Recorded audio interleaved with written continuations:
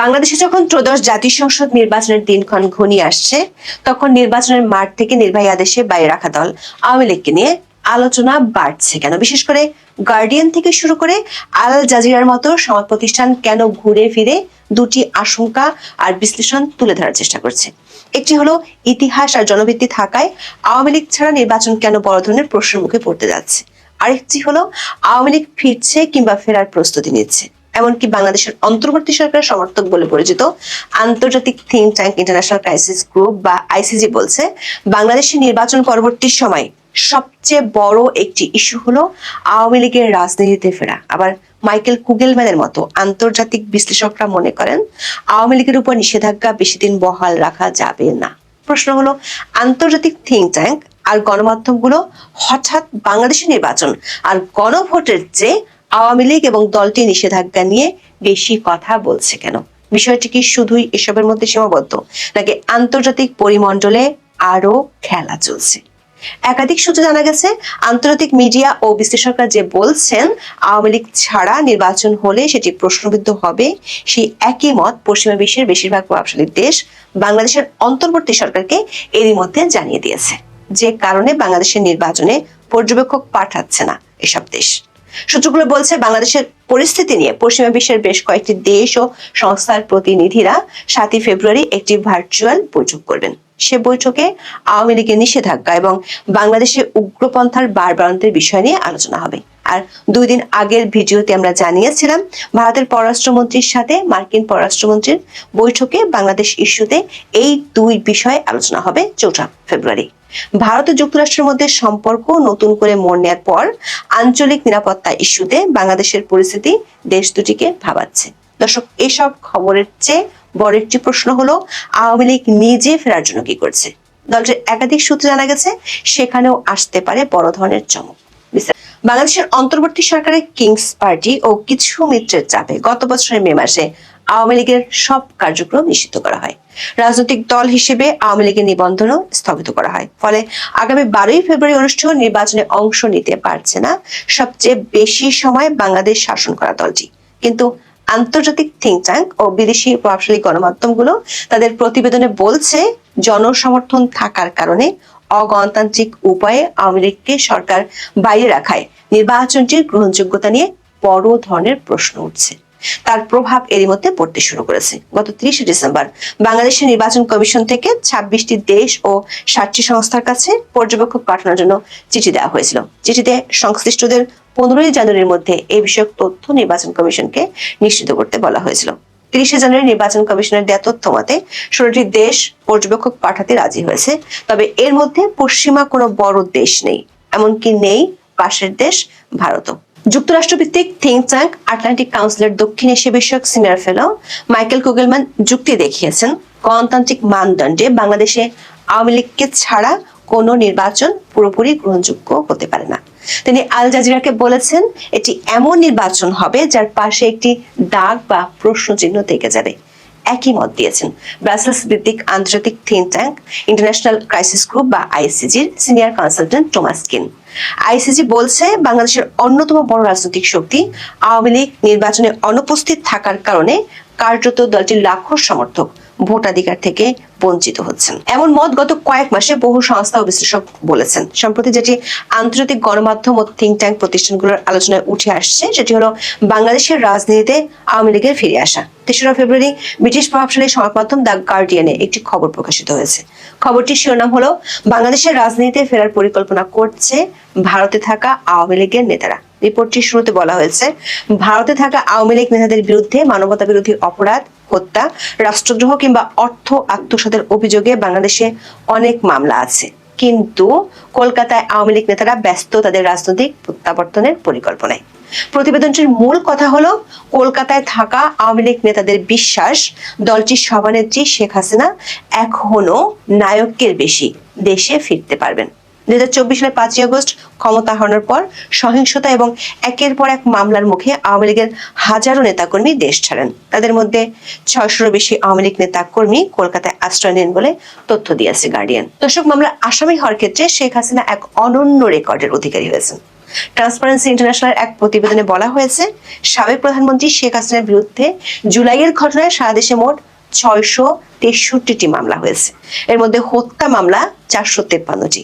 বিশ্বের কোনো জীবিত সাবেক সরকার প্রধানের বিরুদ্ধে এতগুলো মামলা আর কোনো দেশে হয়নি। 2রা ফেব্রুয়ারি প্রকাশিত টিআইবির ওই রিপোর্টে বলা হয়েছে, জুলাই আন্দোলনে হত্যাকারী, হত্যার নির্দেশদাতা ও ইন্ধনদাতার বিরুদ্ধে 2025 সালের 19 নভেম্বর পর্যন্ত সারা দেশে মোট 1785টি মামলা হয়। এ পর্যন্ত 106টি মামলার অভিযোগপত্র জমা পড়েছে। এর মধ্যে হত্যা মামলা 31টি। এসব মামলায় আওয়ামী লীগ সরকারের মন্ত্রী ও সংসদ সদস্য সহ 128 জনকে গ্রেপ্তার করা হয়েছে। আন্তর্জাতিক অপরাধ ট্রাইব্যুনাল মানবতা বিরোধী অপরাধে দোষী সাব্যস্ত করে শেখ হাসিনাকে মৃত্যুদণ্ড দিয়েছে। তবে গার্ডিয়ান লিখছে, রাজনৈতিক ক্যারিয়ার শেষ হয়ে গেছে এমন চিন্তা মাথায়ও আনছেন না শেখ হাসিনা। ওই রায়কে ভুয়া আখ্যা দিয়ে তিনি ভারতে বসেই ফেরার পরিকল্পনা করছেন। বাংলাদেশের অন্তর্বর্তী সরকারের পক্ষ থেকে অবশ্য অভিযোগ করা হয়েছে, শেখ হাসিনা ভারতে বসে বাংলাদেশে বিশৃঙ্খলা তৈরির জন্য উস্কানি দিয়ে যাচ্ছেন।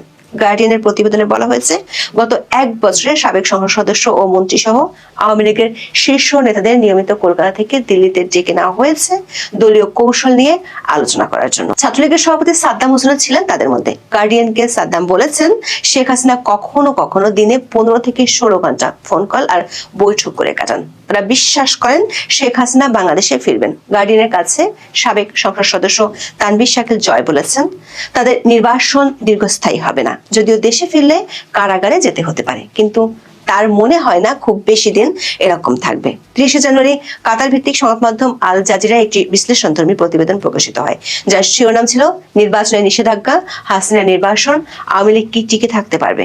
প্রতিবেদনটিতে বলা হয়েছে, স্থানীয় পর্যায়ে আওয়ামী লীগের বেশ ভালো রকমের জনসমর্থন রয়ে গেছে।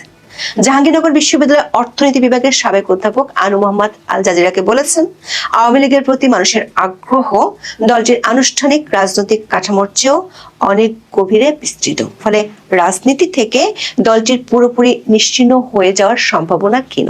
তিনি বলেন, আওয়ামী লীগ মানে শুধু দলটির নেতৃত্ব নয়, দলটি সাংস্কৃতিক, সামাজিক এবং অন্যান্য শক্তির সঙ্গেও যুক্ত। দক্ষিণ এশিয়ার রাজনীতি বিশ্লেষক কুগলম্যান আল জাজিরাকে বলেছেন, দক্ষিণ এশিয়ার বংশানুক্রমিক নেতৃত্বে পরিচালিত রাজনৈতিক দলগুলোর বৈশিষ্ট্য এমন যে তারা খুব কমই বিলুপ্ত হয়। কুগলম্যান আল জাজিরাকে বলেন, বাংলাদেশের রাজনৈতিক পরিস্থিতি খুব দ্রুত পরিবর্তিত হতে পারে। আওয়ামী লীগের বর্তমান সংকটকে দলটির চির প্রতিদ্বন্দ্বী বিএনপির দুঃসময়ের সঙ্গে তুলনা করেছেন কুগলম্যান। শেখ হাসিনার শাসনামলে প্রধান বিরোধী দল হিসেবে বিএনপি কার্যকর কোনো রাজনৈতিক বা নির্বাচনী প্রতিরোধ গড়ে তুলতে হিমশিম খাচ্ছিল। বর্তমানে ক্ষমতায় সবচেয়ে শক্তিশালী দাবিদার হিসেবে দলটি ফিরে এসেছে। সবচেয়ে বিস্ময়কর হলো, আওয়ামী লীগের ফেরার আলোচনাটি গুরুত্ব দিয়ে আলোচনায় তুলে এনেছে বাংলাদেশের অন্তর্বর্তী সরকারের খুব ঘনিষ্ঠ বলে পরিচিত ব্রাসেলস ভিত্তিক গবেষণা সংস্থা ইন্টারন্যাশনাল ক্রাইসিস গ্রুপ বা আইসিজি। 2রা ফেব্রুয়ারি নির্বাচন পরবর্তী বাংলাদেশের ভবিষ্যৎ নিয়ে সংস্থাটি একটি প্রতিবেদন প্রকাশ করে। অন্তর্বর্তী সরকারের বিদায় ঘণ্টা ঘনিয়ে আসছে নির্বাচন শিরোনামে প্রকাশিত এই নিবন্ধে 5টি প্রশ্নের উত্তর খোঁজা হয়েছে। নির্বাচনকে সামনে রেখে বিশ্লেষণধর্মী এই নিবন্ধটি লিখেছেন ক্রাইসিস গ্রুপের সিনিয়র কনসালটেন্ট টমাস কিন। দর্শক, শুরু থেকে এই আইসিজি বাংলাদেশের অন্তর্বর্তী সরকারকে সাপোর্ট করে আসছে। রাখাইন করিডোর দেওয়ার ইস্যুটি এই আইসিজি প্রথম আলোচনায় এনেছিল। আবার শেখ হাসিনা বক্তব্য দেয়াকে ঘিরে ভারত বাংলাদেশের মধ্যে যে উত্তেজনা তৈরি হয়েছিল, তার প্রেক্ষিতে আইসিজি ভারতকে উত্তেজনামূলক বক্তব্য দেওয়া বন্ধ করার আহ্বান জানিয়েছিল। এমনকি গত নভেম্বরে শেখ হাসিনার মামলার রায় হওয়ার পর আইসিসি তাদের এক প্রতিবেদনে বলেছিল, ওই রায়ের পর শেখ হাসিনা এবং আওয়ামী লীগের ফিরে আসার সম্ভাবনা নেই বললেই চলে। অথচ তার মাত্র 2.5 মাসের মধ্যে আইসিসি বলছে, নির্বাচন পরবর্তী সময়ে বাংলাদেশের জন্য সবচেয়ে স্পর্শকাতর চ্যালেঞ্জ হলো রাজনৈতিক সমঝোতা। নিবন্ধে লেখা হয়েছে, বাংলাদেশের ইতিহাসে আওয়ামী লীগের ভূমিকা এবং তার শক্ত ভোট ভিত্তির কারণে দলটিকে অনির্দিষ্টকালের জন্য রাজনৈতিক প্রক্রিয়ার বাইরে রাখা সম্ভব নয়। ইতিহাস ও জনভিত্তির কারণে আওয়ামী লীগ চিরদিন রাজনীতির বাইরে থাকতে পারে না। এক্ষেত্রে ভারত সহ প্রভাবশালী দেশগুলো সংলাপের মাধ্যমে সমাধানের ভূমিকা রাখতে পারে বলে মত দিয়েছেন টমাস কিন। শুধু আন্তর্জাতিক পর্যায়ে কিংবা বিদেশি গণমাধ্যমেই নয়, স্থানীয়ভাবেও বাংলাদেশে আওয়ামী লীগের ফেরা নিয়ে নানামুখী আলোচনা চলছে। 3রা ফেব্রুয়ারি নির্বাচনে প্রতিদ্বন্দ্বিতাকারী বিএনপির একজন প্রার্থী মন্তব্য করেছেন, তার দল ক্ষমতা এলে আওয়ামী লীগকে সঙ্গে নিয়ে মধ্যবর্তী নির্বাচন আয়োজনের প্রস্তাব দেবেন তিনি। কক্সবাজার 4 আসনে বিএনপি প্রার্থী শাহজাহান চৌধুরী কক্সবাজার নিজের নির্বাচনী এলাকায় জনসংযোগ শেষে সাংবাদিকদের সঙ্গে আলাপকালে এই কথা বলেছেন। যদিও স্থানীয় অনেকেই মনে করেন বিএনপি ও জামাতের প্রার্থীরা স্থানীয়ভাবে আওয়ামী লীগের ভোট ব্যাংক নিশ্চিত করার জন্য এসব কৌশলী মন্তব্য করছেন। তবে দলটির চেয়ারপারসন তারেক রহমানও কিছুদিন আগে টাইম ম্যাগাজিনকে বলেছেন দল নিষিদ্ধের পক্ষে তারা নয়। সূত্রগুলো বলছে বাংলাদেশের রাজনীতিতে গুরুত্বপূর্ণ ভূমিকা রাখে এমন বিদেশি শক্তিগুলো আওয়ামী লীগ ইস্যুটি নিয়ে বেশ তৎপর হয়ে উঠেছে। বিশেষ করে পশ্চিমা কয়েকটি দেশের আশঙ্কা আওয়ামী লীগের অনুপস্থিতিতে বাংলাদেশের চরমপন্থা ও উগ্রবাদের বিস্তার হচ্ছে। 2রা ফেব্রুয়ারি কলকাতার একটি বই প্রকাশনা অনুষ্ঠানে শেখ হাসিনার ছেলে সজীব অজের জয় বিষয়টি আন্তর্জাতিক শক্তিগুলোর নজরে এনেছেন। তিনি বলেছেন, উগ্রপন্থা ও সন্ত্রাসবাদকে আগামী অন্তত 5 থেকে 10 বছর সমাপলে তারও বেশি সময়ের জন্য বাংলাদেশের রাজনীতিতে শক্তিধর হয়ে ওঠা থেকে রুখে দেওয়ার এটাই শেষ সুযোগ। বাংলাদেশের সেনাবাহিনীর একটি সূত্র বলছে, পশ্চিমা দুটি দেশের রাষ্ট্রদূত বিষয়টি নিয়ে বাংলাদেশের সেনাপ্রধান জেনারেল ওয়াকারুজ্জামানের সাথে কথা বলেছেন। পশ্চিমা দাতা গোষ্ঠী ও দেশগুলোর প্রতিনিধিরা বাংলাদেশের সবশেষ পরিস্থিতি ও আওয়ামী লীগ এবং জঙ্গিবাদের ইস্যু নিয়ে 7 ফেব্রুয়ারি একটি ভার্চুয়াল বৈঠক করবে।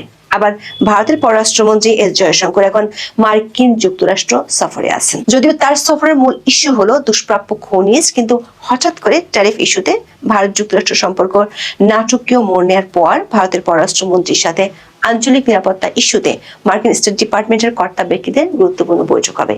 সে বৈঠকের একটি গুরুত্বপূর্ণ ইস্যু হলো বাংলাদেশে চরমপন্থার উত্থান।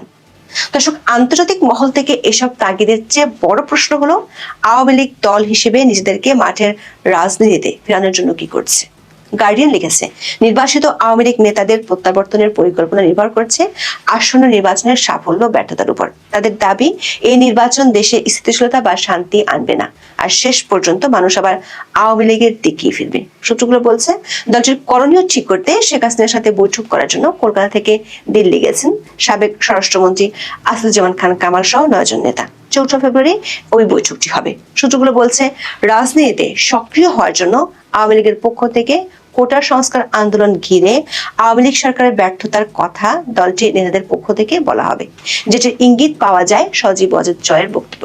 আবার কলকাতায় থাকা সাবেক সংসদ সদস্য তানভীর শাকিল জয় গার্ডিয়ানকে বলেছেন, তারা সাধু ছিলেন না, পুরোপুরি গণতান্ত্রিকও ছিলেন না, 2018 সালের নির্বাচন পুরোপুরি সুষ্ঠু ছিল না, সেটাও স্বীকার করেছেন তিনি। জানা গেছে, দলের দুর্নীতিবাজ নেতাদের বাদ দিয়ে সাংগঠনিক কমিটিগুলো পুনর্গঠন করা সহ একাধিক কর্মসূচি ঠিক করেছে দলটি। কমিটি পুনর্গঠনের প্রক্রিয়াটি এরই মধ্যেই শুরু হয়ে গেছে। তার আগে নির্বাচনে যাতে আওয়ামী লীগের সমর্থকরা ভোট দিতে না যান সে ব্যাপারে আরো প্রচারণায় নামতে পারে দলটি। সবশেষ চমক থাকতে পারে শেখ হাসিনার পক্ষ থেকে। এখন